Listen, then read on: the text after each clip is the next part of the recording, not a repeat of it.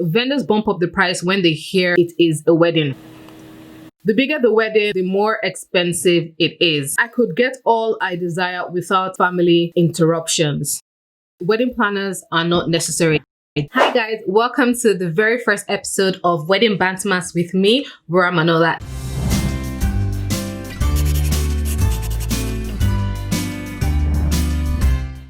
This is my limited wedding series during the Christmas period where I bant with you guys about wedding. We do fun wedding games. We talk about some wedding banter, wedding talk. We just have fun. So expect videos on wedding assumptions, what's in my wedding planner bag, story times, tags, and even looking back at weddings this year. So there's just so much fun videos that I have for you guys under this wedding bantermas, and I'm so excited. So today we're going to be talking about your wedding assumptions. I've been wanting to do this video for the longest time. I've seen the assumptions tag go around Instagram and I am not that brave to ask you guys to send me in your assumptions about me, okay? Because no, I'm not ready. So I thought to do a wedding edition because there's so many assumptions about weddings and you find out that these assumptions lead to going into wedding planning with unrealistic expectations. So I thought, you know what, let me put this video to debunk some of these myths, tell you guys whether it's true or false so you guys have a clear picture of weddings. So if you want wedding tips, please visit other videos on my channel after you watch this video. There's so many other videos on how to plan a wedding, finding your venue, your vendors, etc. There's so many wedding planning videos. This is Wedding Bantermas, and please grab a cup of tea. I have tea with me here. Actually, there's water inside, but no one needs to know that.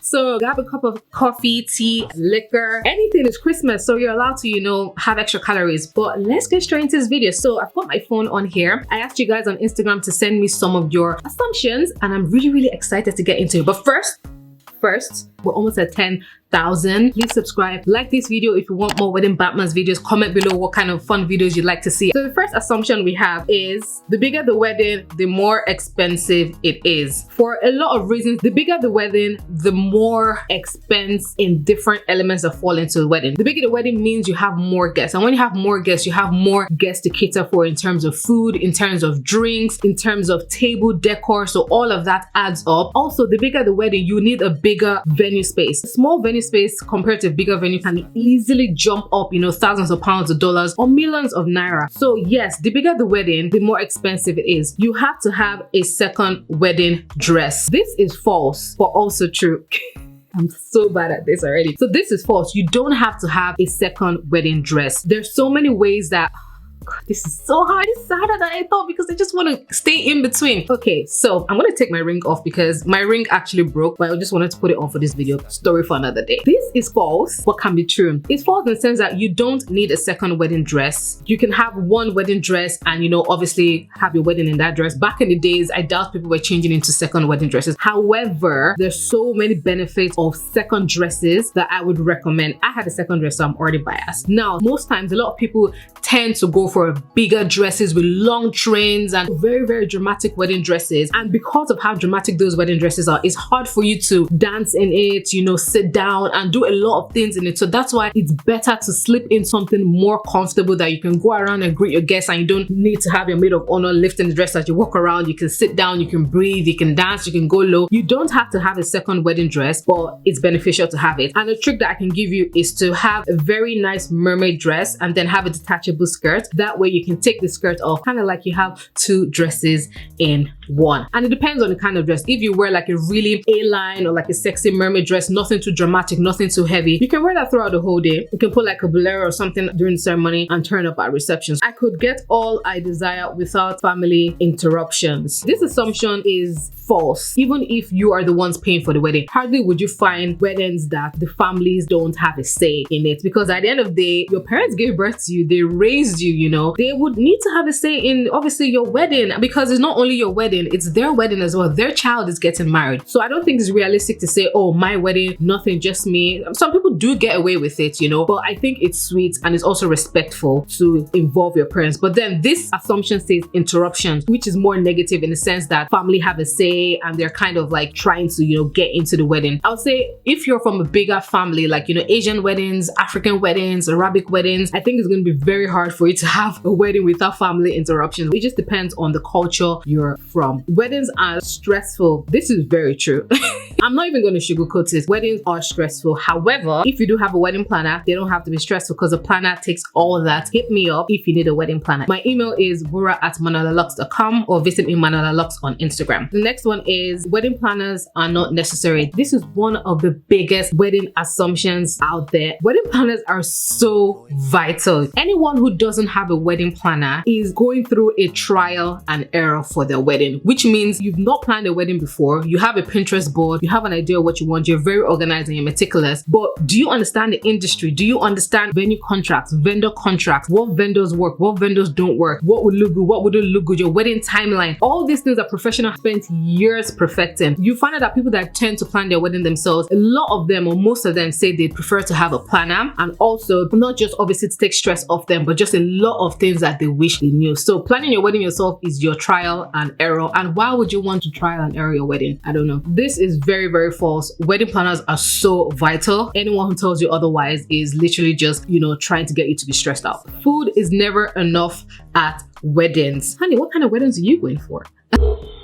This assumption is kind of true because weddings are a whole day event, and sometimes no matter how much you cater and over cater for, especially if you're African, there would be people who will go back for 15 rounds. There'll be people who take food home. Sometimes you find out that so many more people come to weddings than expected. Even if you give that leeway, catering wise, you obviously always overcook. But yes, I don't know, people just have bigger tummies when they come to weddings, so people just eat. Another thing you find, especially if it's a buffet, is you might actually take a buffet and take food. You're talking, your food gets cold, you don't want to eat it again. You find out that when you go around the tables during weddings, there's just a lot of food being wasted because people are just doing other things they don't eat. By the time they come back, the food is cold, and obviously there's no microwave, so they go for another round. It's not because it hasn't been catered enough for, it's just because, a lot of people are just eating half food or just not really eating food. You can't get it all right to the T. This is so important. Even as a wedding planner, I'll tell you that nothing goes 100%. And that's not to say you're not a good planner or you didn't get a good planner. It's just that on that day, anything can happen. The weather, you're just not in control of how people can feel on that day, or the weather, or if someone's car breaks down, and just so much that can happen because we're humans. I'll say that not everything goes to T, but if you do get a good planner, everything will go to T that needs to go to T. It's just little things that maybe, someone tripped over the wire and the sound wasn't good for 2 seconds that you might not notice. But if you get a good planner, you would not know if everything doesn't go to T. Your planner will tell you after you went and you're like, that happened. All right, so the next one is Nigerians can't do small classy weddings, 50 guests max. That is so false. I feel like 2020 has showed us that you can have small intimate weddings. There's so many weddings that have gone on, especially Nigerian weddings that have been like 20 people, very, very few people. So yes, they can. It's just that we come from big families, and weddings culturally for us have always been a big affair. So yes, it's very hard when your mother has 500 guests already, and then your dad has 600, and then you have everyone, and you're like, you want 100 guests. They're like, brides must cry on their big day. This is definitely a false assumption. Brides don't have to cry. Brides tend to cry. So yes, this is so false. Brides don't have to cry, but they do tend to cry. I think I cried on my wedding day. There's just so many emotions. Such an emotional day. Next one is traditional wedding easy to do. Famalan. No, traditional wedding is not easy to do at all. I, as a planner, I love, and I won't say I prefer, but it's a lot easier to do the white wedding. It's just so streamlined and the process is there. With traditional, there's so much of the family involved that obviously is not as easy, and there's so many things you need to consider. Even with us, there's so much we don't know traditionally that we're learning. Whereas the white wedding, you just, it's literally textbook. This is true. The traditional wedding is not as easy. There will be a nice shift to intimate weddings. I think it's half and half. I feel like everyone is kind of saying, oh, the world is moving into intimate weddings because of obviously everything that's happened this year. For a while, people have been having smaller and smaller weddings. It just depends on where you're based. I feel like the Indian weddings, the Arabic weddings, the African weddings are still going to be big. There will be more intimate weddings because this year has shown us that you can have less is more. But it's so embedded in our culture that I feel like there's still going to be big weddings. Vendors bump up the price when they hear it is a wedding. This couldn't be any further from the truth. I feel like a lot of people feel like when vendors hear it's a wedding, they bump up the price, ooh, and everything. The way I look at it, someone has dedicated themselves to a craft, they've studied for it, they've trained for it, they put a lot of money. Do you know how much it is to run a business? Your equipment, if you're a photographer, your training, your licensing for obviously editing, and then as a planner, your training, your, staff. There's so much that obviously when you're running a business, there's so much expected of you. You don't go into Hermes or Gucci or Prada and wonder why the bags are expensive. You literally just go to Michael Kors or Guess or Zara and get your bag. It is what it is, So it's literally the same. There's a vendor for every client. And I feel like obviously the ones that are big and the ones we see all the times are obviously very expensive. They build a name and reputation. So when people hear their price, they compare it to someone maybe who's up and coming. This couldn't be further from the truth. A lot goes into obviously weddings that vendors charge what they feel they're worth. I can't cut corners or save cost on a really good wedding. This is false. I think this is all down to expectations. You need to match your expectations with obviously your budget. For example, you don't have to have the biggest of centerpieces. You can have low, really nice centerpieces and candles around it. You don't have to have a designer wedding dress. You can buy a used designer wedding dress. So it's all about your expectations. If you're okay to DIY, if you're okay to rent, if you're okay to not go as flamboyant, then you can still put things together, DIY, and work with your planner to plan your dream wedding. This is a huge assumption because people see weddings on Instagram, on Pinterest, and obviously they're expensive weddings. So people feel like when they start cutting costs, the wedding will look good. To plan a wedding, you need at least a year. No, this could not be further from the truth. You don't need a year to plan a wedding. I actually follow a wedding planner who's planned a wedding in 2 weeks. As long as you have the money, you can plan a wedding in 2 weeks, in a month, in 3 months. A lot of the times it's obviously negotiating, looking around, but ego dimma, and that's Igbo for money is good. And you get a really good planner if you go to a really good planner that has a pool of resources like vendors, venues. Once you go to them, it's like, boom, this is available, we can do it here. And also, to be honest, it's down to availability. But as I said, if you have money, you can tell your planner, well, if there's no venues in London, let's go to Prague, let's go to France, let's go to Abu Dhabi. You can make it work once you have money. If you're planning a wedding less than a year and you're panicking, obviously message me. I'm a planner, Manola Lux Weddings. People assume that big weddings are not intimate. To me, intimate means a smaller number. Smaller numbers, smaller venue, everything is kind of a compact and just,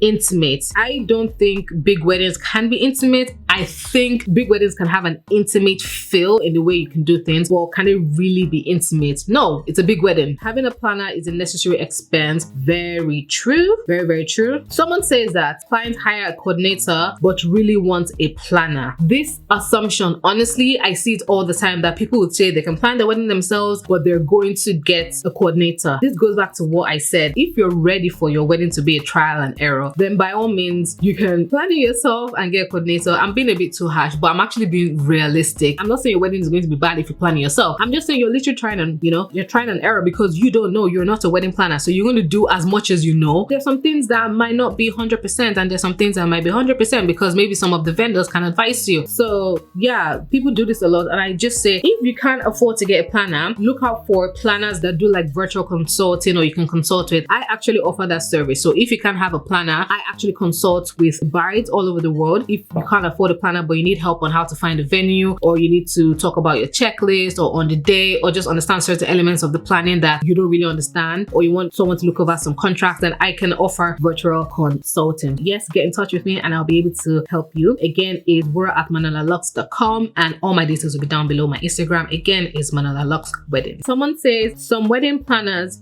make millions. This is true. This is true, and point me in their direction. Yeah, these are all the assumptions. Hope you guys have enjoyed this video. I like these chit chat videos. Again, in the new year, I'm going to go back to obviously wedding tips and everything. I just love having fun. I hope you enjoyed this video. Please leave some of your assumptions down below and I will be commenting. Hope this video has helped you to understand more about weddings and the truth and things that are not true. Yeah, just allow you to enter wedding planning into a more realistic space, or if you're not getting married and you're watching this, then at least you know more. Thank you so much for coming by my video. I'm going to have more videos along obviously Christmas. Comment down below what other videos that you'd like me to do with a wedding twist. Like, comment, subscribe, follow me. It's Wura Manola on Instagram, is @Manola Lux Weddings for my wedding planning page, and everything is going to be down below. So thank you guys. Bye.